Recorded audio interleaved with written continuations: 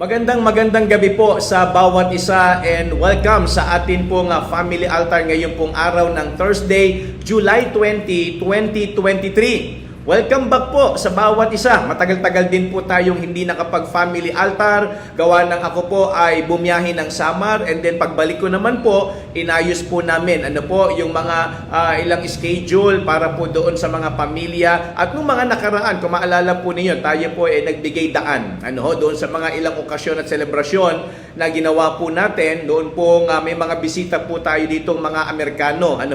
Nung kumanta tayo doon sa mga event na inatinan po natin.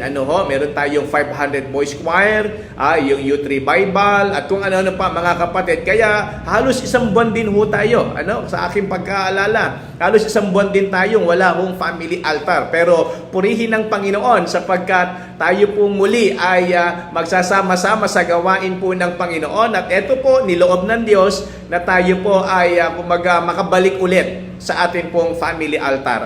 So kaya purihin ng Panginoon. Bago tayo mag-aral ng salita ng Diyos, gusto ko lang pasalamatan yung Pereira family. Sa kanilang inawit. Kaya purihin ng Panginoon. Thank you sa Pereira family at salamat sa awitin. Yung kanilang kinanta ay, kung do ako nagkakamali, ay Lean on Me. Yan ho, isa sa paborito namin ni Mami. So kaya sana talagang tayo po handa na makinig ng salita po ng Panginoon ngayon po gabing ito. So sige po, kunin na po natin ang ating mga Bible at buksan po natin sa Colossians chapter 4, verse number 12. Ito po ang sabi ng talata. Epaphras, who is one of you, a servant of Christ, saluted you, always laboring fervently for you in prayers, that ye may stand perfect and complete in all the will of God. Well, tayo po munang lahat ay yumuko at pumikit, tayo po'y manalangin. Dakilang Diyos na makapangyarihan sa lahat, Panginoon, kami po ay tunay na nagpupuri, nagpapasalamat sa muling pagkakataon na kami po ay muli mong binigyan ng ganito pong pagkakataong makapag-aral ng inyo pong salita. Salamat po sa mga kapatiran na naka-join na ngayon pong gabi. Salamat po sa kaparaanan na ibinigay mo sa amin para po kami ay muling magkasama-sama sa inyo pong gawain. Pagpalain mo po ang gawain ito, pagpalain mo po ang bawat isa sa amin. Salamat Panginoon sapagkat ikaw ang siyang tumutugon ng lahat ng amin pong pangangailangan. Kaya o Diyos, sa iyo po namin hinihiling ang kaayusan, ang katagumpayan ng pag-aaralang ito. Salamat po Panginoon. Ito po ang aming panalangin sa pangalan po ni Kristo Jesus. Amen. Amen. Well, the title of our message for this evening is Always Laboring Fervently in Prayer.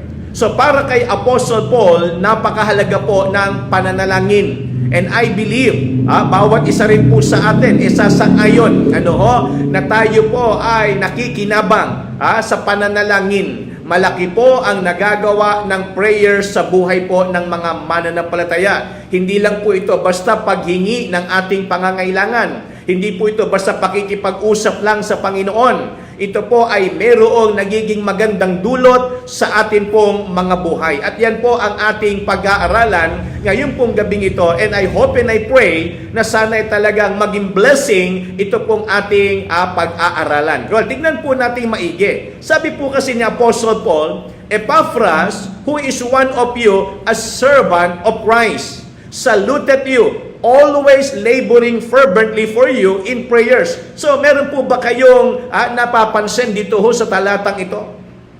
Kasi po, ang Panginoon, nagtatalaga siya ng mga leaders. Ang Panginoon, nagpapadala siya ng mga manggagawa. Pero sa pagkakataong ito, mga kapatid, very obvious na itong si Epaphras, sabi po ng Bible, ay hindi lang basta servant of Christ. Hindi lang siya basta nauutusan ni Apostle Paul na pumunta sa mga kapatiran o sa iba't ibang lugar. Kundi ang sabi ng Bible, laboring fervently for you in prayers. So sa madalit salita, malaki po ang bahagi nitong si Epaphras sa mga gawain na kanyang napupuntahan, sa mga gawain na sinimulan ni Apostle Paul. Kaya nga mga kapatid, kung bakit pilit nating ibinabalik itong family altar, kasi naniniwala tayo na ang pananalangin ay mayroon po magandang dulot sa atin pong buhay. May maganda at malaking impact yung prayer sa buhay po ng mga mananampalataya. Kaya nga yan ang magandang tignan natin mula po dito sa ating mga talatang binasa. Well, tignan po natin why prayer is so important. Tatlong bagay po. Number one, prayer can help us be strong. Ang pananalangin po ay pwedeng magbigay sa atin ng kalakasan.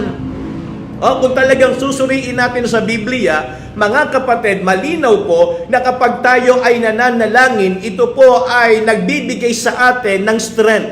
Hindi lang po ito basta sinasagot ng Panginoon. Kasi malinaw po, sabi ng Bible, in Jeremiah 33:3, "Call unto me, and I will answer thee." Kitang-kita natin doon yung sinseridad ng Diyos sa kanyang paanyaya.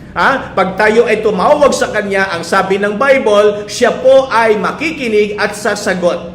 Call unto me and I will answer thee. So, definido po yan. Sabi ho ng Bible, ang Panginoon ay siguradong tutugon. Kaya nga, ito ho yung magandang tignan natin Paano ba tayo napapalakas ng pananalangin na ginagawa natin sa Panginoon? Tignan po ninyo. Malinaw po yung sinabi ng Psalm chapter 18 verses 1 to 5. Sundan po ninyo, basahin ko po. Ito ang sabi ng mga talata.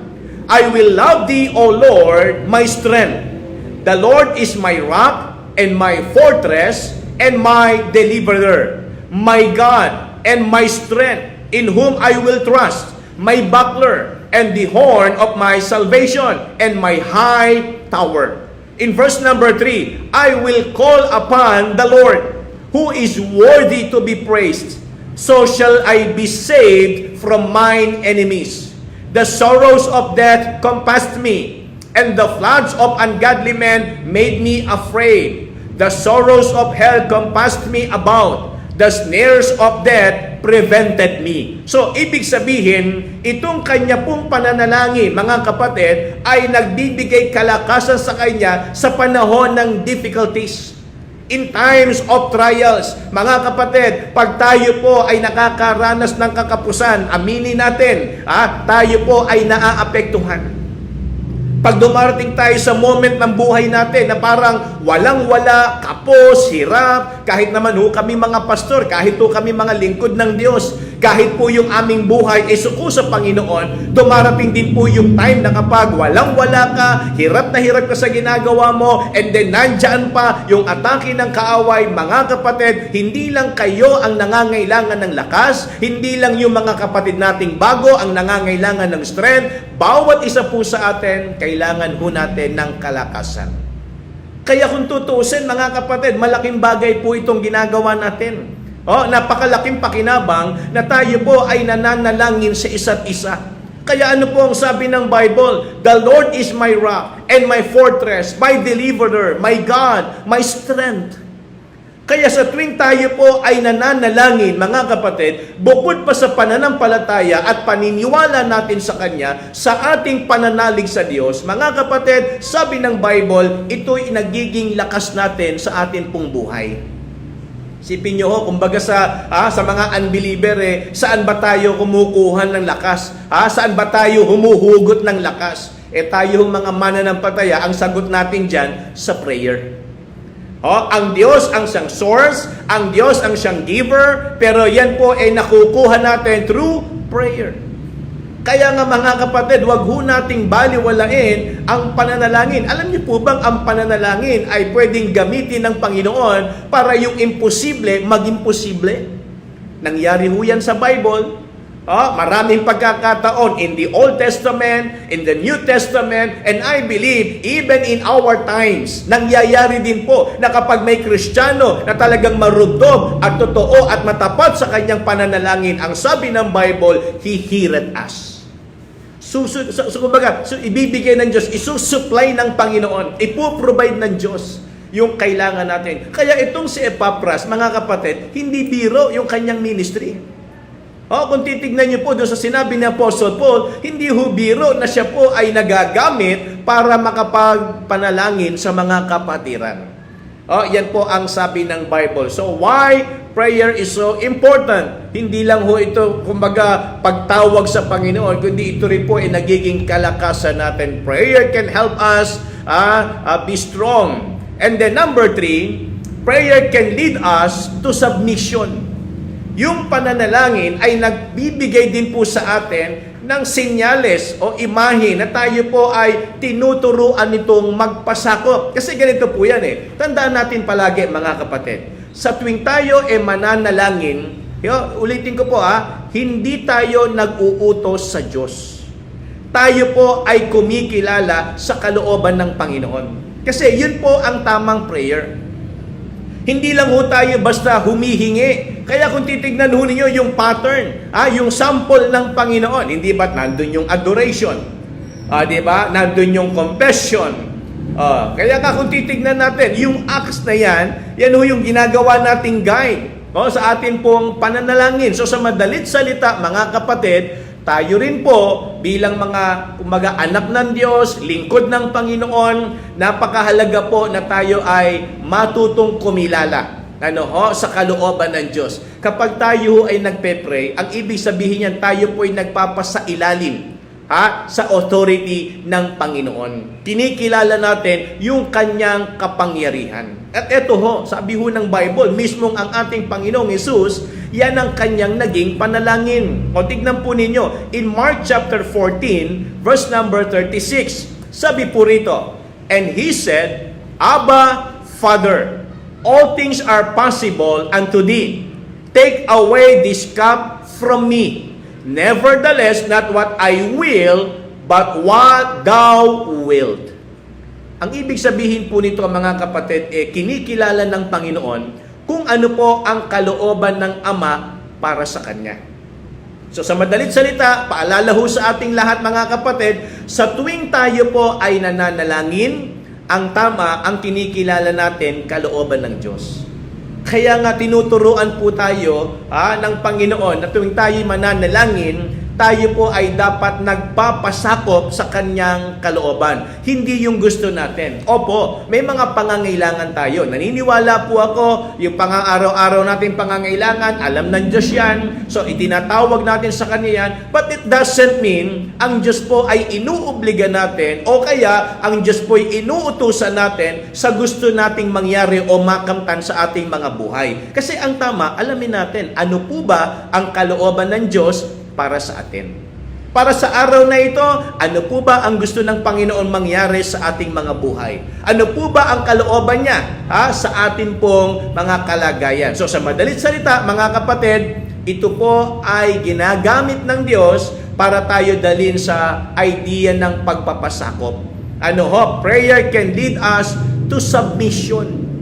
Kaya pag tayo po ay nanalangin, ibig sabihin, ang Diyos ang may magagawa, hindi tayo. Kapag tayo nananalangin, ang Diyos ang merong authority and power, hindi tayo. Alam natin kasi ang Panginoon ang siyang tutugon. Yan ang sabi po ng Bible. And then, thirdly, prayer can enable us to stand sufferings. Kumbaga, hindi lang tayo pinalalakas, kundi pinatitibay tayo nito at pinatatatag. Tignan po ninyo. Sabi po kasi ng 1 Peter chapter 5, verse number 7, casting all your care upon Him, for He careth for you. Ganito po yan. Kapag ang bigat natin sa buhay, di ba, ang tawag natin dyan, burden. Di ba, ano ba yung bigat nating dinadala? Ano ba yung pasan-pasan nating hirap sa buhay natin? Mga kapatid, the more na dumadami yan, mas lalo ho nating hindi kinakaya. Kaya nga, kung titignan po natin, para tayo manatiling nakatayo, sabi po ng Bible, casting all your care upon Him. Okay, sabi ho niya po sa mga taga-Pilipos, kumbaga, huwag tayong matakot. Let your request be made known unto God. So sa madalit salita, gustong tukuyin ng Panginoon na yung lahat ng ating bigat, kasi tingnan po ninyo, yung itsura, na marami tayong bitbit, marami tayong pasan-pasan, kakayanin pa ba nating tumayo? Kakayanin pa po ba nating magpatuloy? Kaya pa ba nating lumakad? Kaya pa ba nating, di ba? Mga kapatid, hindi ho natin kakayanin unless na ang lahat ng bigat na yan ay ilagak natin sa Panginoon. Kaya nga ang paanyaya ng Diyos sa atin, come unto me, all ye that labor and are heavy laden, and I will give you rest. Kaya kung anumang bigat meron po tayo sa buhay, kung anuman po yung ating pinagdadaanan, kung anuman po yung ating pasan-pasan, mga kapatid, wag ho nating suluhin. Dahil pag bit-bit natin yung problema at eto pa yung pagsubok at battle ng buhay, mga kapatid, tingin ko po, hindi natin kakayanin. Hindi tayo makatatayo sa pakikipagbaka sa buhay. Hindi tayo mananatiling nakatayo na matatag dahil sa sobrang dami ng bigat ng atin pong dinadala. Kaya ako rin pong ngayong gabi, mga kapatid, paanyaya ko rin po sa inyo, ilapit natin at ilagak natin sa Panginoon ang lahat ng atin pong mga pinagdadaanan. Ano mang problema yan, mga kapatid, ilagak natin sa Kanya. Kung anumang hirap, anumang pagsubok, wag ho nating, panghinayangan, wag ho nating sayangin yung pagkakataon na tayo po ay inaanyayahan ng Panginoon na yung ating mga bigat ay ilagak natin sa Kanya. Kaya nga sabi po ng Bible, lahat, all your care, casting all your care. Ano man yan, imposible man yan sa tingin mo, ang Panginoon ay may kakayanan na tumulong. Kaya nga kapag tayo po'y nagpe-pray, hindi lang ho tayo pinalalakas, hindi lang ho tayo tinuturuan nito na sumunod sa kalooban ng Diyos, kundi tayo rin po ay pinapanatili nitong nakatayo sa panahon ng pagsubok. Alam niyo, yan ang pinakamahirap. Yung gusto mong gawin yung kalooban ng Diyos, pero hindi mo magawa sa dami ng bigat. Nakikita ng Diyos yung puso natin, nababasa niya yung laman ng ating isipan, pero hindi tayo makagalaw dahil tayo po ay nadadagnan ng dami ng pagsubok sa buhay natin. Di ba? Lahat ng hirap, lahat ng problema, ilagak natin sa Panginoon. Yan ho yung sabi ng Bible, casting all your care upon Him, for He careth for you. Ang kalooban ng Diyos, wag ho tayong mahirapan lang, kundi ang kalooban ng Panginoon, sa kabila ng hirap na meron tayo, makita natin na may Panginoon na tumutulong. Kasi hindi ho nag-glorify ang Diyos sa nahihirapan lang tayo tingnan niyo po, di ba? May mga tanong tayo kuminsan, kalooban ba ng Diyos na maghirap tayo? Kalooban ba ng Diyos na tayo po ay nasasaktan? Kalooban ba ng Diyos na tayo ay nahihirapan? Well, definitely, lahat ng tanong na yon, ang sagot doon, siyempre, hindi. Ayaw ng Diyos na tayo po ay nahihirapan. Patunay lang po yan. Kung talagang yun ang gusto ng Panginoon, bakit niya pa tayo niligtas doon sa impyerno? At ang ginamit pa niyang pruweba na talagang mahalaga tayo sa Kanya, yung Kanyang kaisa-isang anak. So, sa madalit salita, ang sagot doon sa mga tanong na yon, siyempre, hindi gusto ng Panginoon. Pero, pinapayagan yan ng Diyos. Alam niyo po kung bakit? Kasi nga, kapag siya'y gumawa sa panahon na tayo po ay nangangailangan, sa panahon na tayo ay may problema, ang nabibigyan ng glory doon ay ang Panginoon. Ang nag-glorify doon, ang Panginoon. At yun ang paborito niyang, kumbaga, circumstances sa buhay natin. Yung pakiramdam ba na hindi na natin kaya? Yung pakiramdam ba na nalilito na tayo kung saan tayo pupunta? Kung saan natin makukuha yung tulong? Kumbaga, yan yung opportunity ng Diyos na gumawa sa buhay natin. Kaya nga mga kapatid, kumbaga, imbis na maging negatibo tayo sa problema, imbis na tayo po matakot, maduwag, na magpatuloy sa nararanasan natin, mas lalo ho nating bigyan ang Diyos ng tsansa na tulungan tayo sa atin pong mga kalagayan. Kaya nga mga kapatid, ito po kumbaga, paalala po sa ating lahat. Kita nyo yung ministry ni Epaphras dito, sabi ng Bible, always laboring fervently in prayer for you. Sabi ng Bible. Hindi ho biro yung magkaroon tayo ng prayer warrior. Hindi ho biro na may nagpe-pray para sa atin. Hindi ho birong ministry yan, mga kapatid. Ang sabi pa ng Bible, always, tingnan nyo po, always laboring fervently. So, ganyang katindi, mga kapatid, yung prayer warrior ng mga taga-Pilipay at ng Colossae. So, imagine po ninyo, ganyan sila pinapanalangin nila Apostle Paul at nitong si Epaphras. Kaya nga mga kapatid, pag meron nung nagpe-pray sa atin, naku po, pasalamatan natin. Dahil hindi ho natin alam kung anong ginagawa ng Diyos sa pananalangin nila para sa atin. Kaya nga sa akin po, kumbaga gusto ko na po kayo pasalamatan sa mga kapatiran na talagang nakakaalala po sa akin. na ipinapanalangin ako araw-araw, ipinapanalangin ako para sa kalakasan, ipinapanalangin ako para sa karunungan. Sobrang thank you po sa inyo.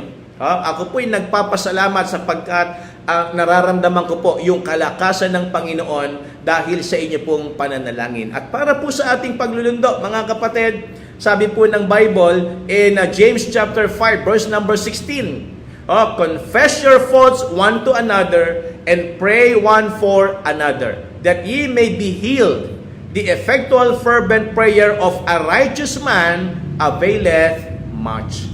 So, ibig sabihin, ulitin ko po, salamat sa mga kapatirang nagpe-pray para sa kalakasan ko, sa kalusugan ko, sa pangangailangan ng aming family, at para sa gawain po ng Panginoon. Dahil ang totoo po niyan, malaki ang nagiging epekto nito sa buhay po namin. At ganun din mga kapatid, sa mga kapatirang pinapanalangin natin, nawa isana'y maramdaman po ninyo na talagang ang Diyos o ang kamay ng Diyos ang siyang kumikilos. Kaya nga sana sa gabing ito, tunay po na tayo ay nabusog at napagpala ng salita po ng Panginoon. Manalangin po tayo.